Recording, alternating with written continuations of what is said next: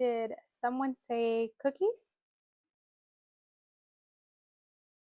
The ingredients are 3 cups of all-purpose flour that I've gone ahead and sifted. I have 2 eggs, 1 cup of unsalted butter, 1 cup of brown sugar, 1 cup of white sugar, 1 teaspoon of baking soda, half a teaspoon of baking powder, 1 teaspoon of salt. I also have a little over a cup of bittersweet Ghirardelli chocolate chips. They look like this. 1 tablespoon of vanilla extract, and I've gone ahead and added a little bit of vanilla bean paste. I have 1 tablespoon of molasses and 4 ounces, 1 whole chocolate bar of bittersweet Ghirardelli chocolates that I've gone ahead and just like chopped up. And if you like to top your chocolate chip cookies with a little bit of sea salt, I also have some of this sea salt flakes here. In my KitchenAid, I am going to add both sugars and the room temperature unsalted butter. So there's that. I have the white sugar, the brown sugar. I'm also going to add the 1 tablespoon of molasses. If you're using dark brown sugar, you don't need to add the molasses. I'm adding the molasses because it makes the chocolate chip cookies more chewy. I'm going to go ahead and add that. I sprayed my container with oil prior to adding the molasses in here, and it really does work. I'm also adding the salt, and then we're going to mix this.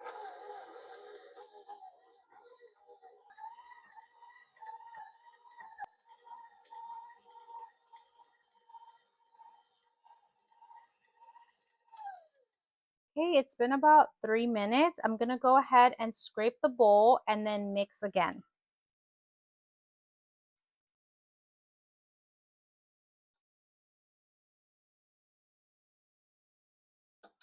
Okay, I'm going to go ahead and mix this again.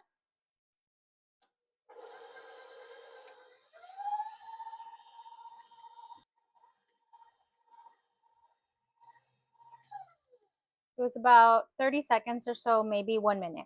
Now we're going to add our eggs one at a time and mix really well in between.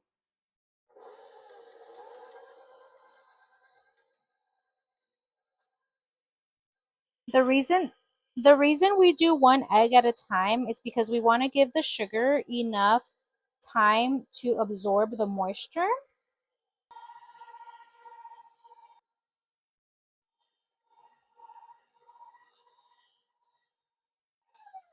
I'm going to scrape the bowl now. And mix again.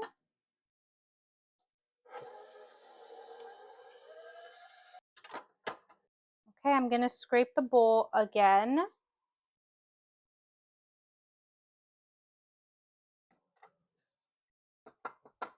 Once you scrape down your bowl, add your vanilla, and then we're going to mix that in. And again, I'm using vanilla extract and vanilla paste. Okay, go ahead and mix that in. To my flour, I'm going to go ahead and add the baking soda and the baking powder, and then just mix that in. Now to our butter mixture, I'm going to add the flour with the baking powder and the baking soda 1/3 at a time, so about a cup each time. And we're going to mix.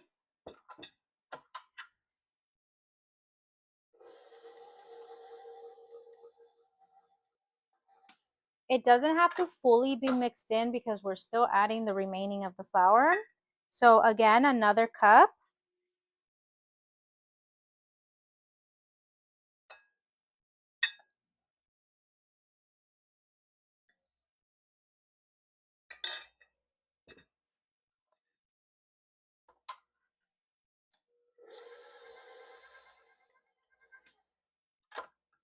Really quick. You don't have to completely mix it in. It's okay if there's clumps of flour just because you don't want to work the gluten in the all-purpose flour too much. I'm going to scrape down my bowl.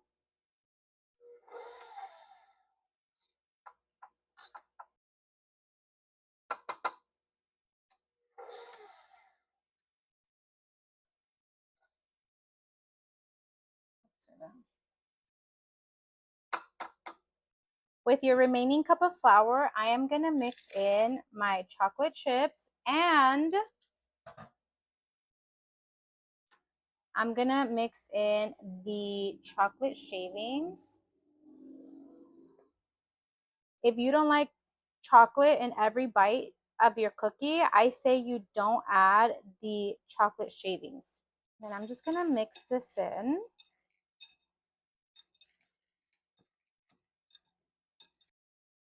Okay, and I'm going to add it into our mixture and we're going to mix that in. As soon as you see that there's no more big clumps of flour, stop your mixture. I'm going to go ahead and remove it from the stand mixer now. I'm going to remove as much of the cookie dough off this whisk that I can. Okay, and then we're just going to fold this to make sure there's no dry clumps of flour at the bottom. If you don't like chocolate in every bite of your cookie, I recommend you don't use the chocolate bar shavings just because those shavings will be in your entire cookie dough, which means that your chocolate chip cookie will have chocolate in every single bite you take of it. Okay, there's no more flour at the bottom and your dough looks like this. It's very stiff, but it's still very sticky. Okay, I'm gonna move this over and bring a cookie sheet. I'm gonna line my cookie sheets with parchment paper. And this is the part you're gonna hate me. You have to let your cookie dough rest for a minimum of 2 hours.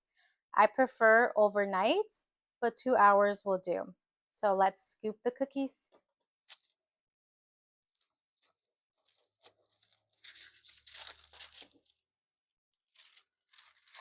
I'm gonna crumble my parchment paper so that way it can lay flat.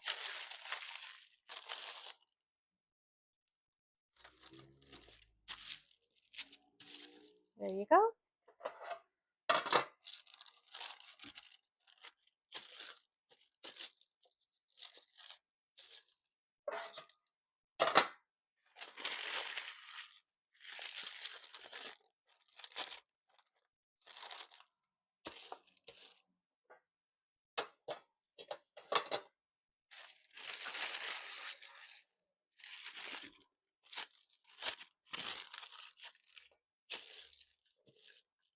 I'm gonna make two different sizes of cookies. I'm gonna make a small one and a bigger one.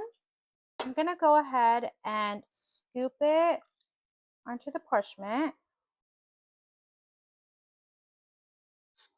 And you can place these pretty close together because we're not gonna bake them right now. We are gonna pop them in the fridge, or scoop your cookies into a cookie sheet and pop the cookie sheet into the freezer for a couple hours till they're all solid. Transfer them to a freezer bag, and then you'll have cookies any day you want. And you just add an extra minute to your baking time since the cookies are able to bake right out of the freezer. This cookie dough makes about 48 small cookies or 24 of the big scoops.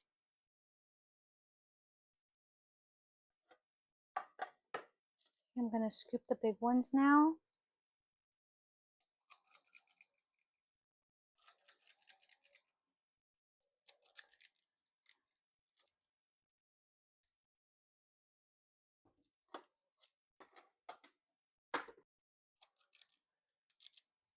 These are pretty hefty scoops, you guys. It makes really big cookies.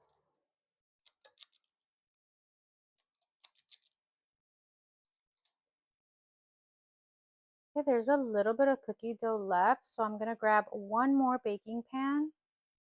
Okay, there's like this much. I'm gonna bring another cookie sheet for this, just a mini one here. I'm gonna go ahead and line it with parchment paper too. Just gonna cut it to size. And again, I'm just gonna crumble it so it lays flat. There we go.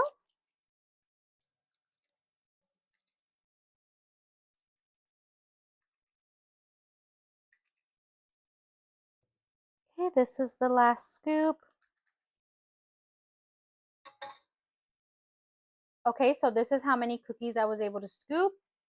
I have 12 of the big ones and about 22 of the small scoops. Again, I'm gonna pop these into the fridge and let them rest for a minimum of 2 hours, but overnight is preferred. Once your cookies are completely cold and solid again, you could put them in a freezer bag, pop them in the fridge with the date that you made them, and then your heating instructions, you just add 1 extra minute and you can bake these from frozen anytime you like.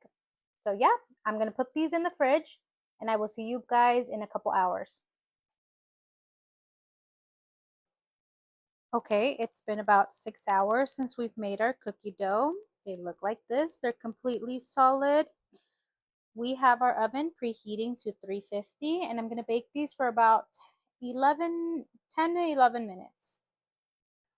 I also have, you can see the reflection, a cookie sheet waiting for when they come out, and then I have the flaky sea salt as well.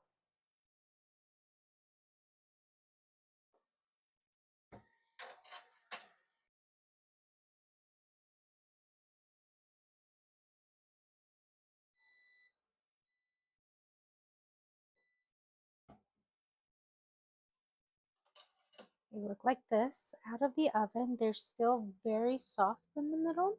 So we're gonna put these aside and let them rest for about 5 minutes on this cookie sheet.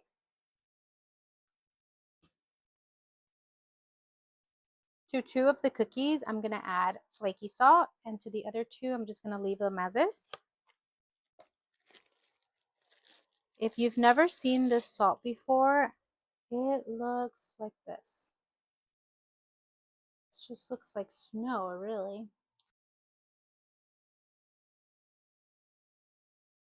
I'm gonna bake a second batch for 10 minutes, and I'm gonna show you guys the difference between baking them for 11 minutes and then baking them for 10 minutes.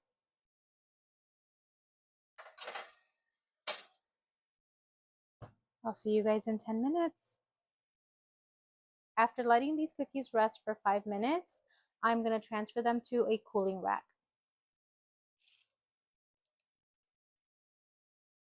Okay, and here are the cookies now. I did end up just baking them for 9 minutes because I want to show you two different consistencies. Now we're going to let these cool for about 5 minutes, and then I'm going to add salt to only 3 of them.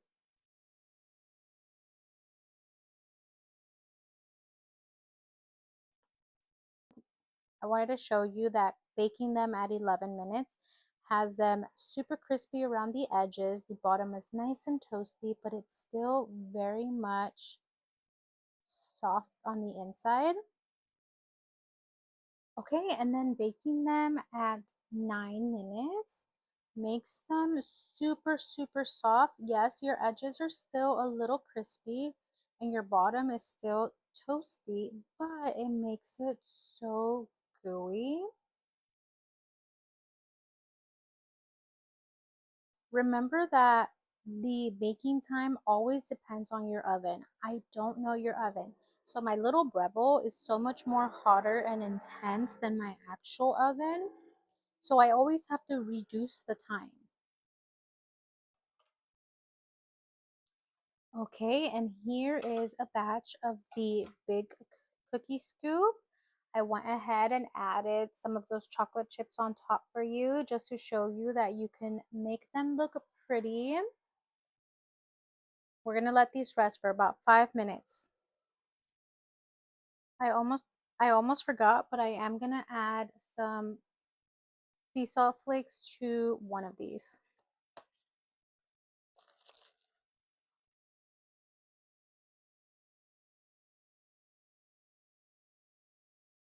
I always like to add it on the chocolate just because it sticks better.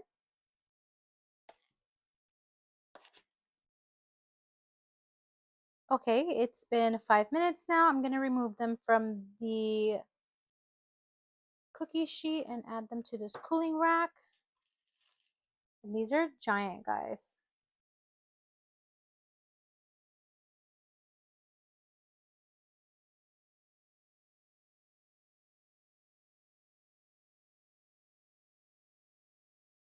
Hey everyone, I hope you liked this video and I will see you next week.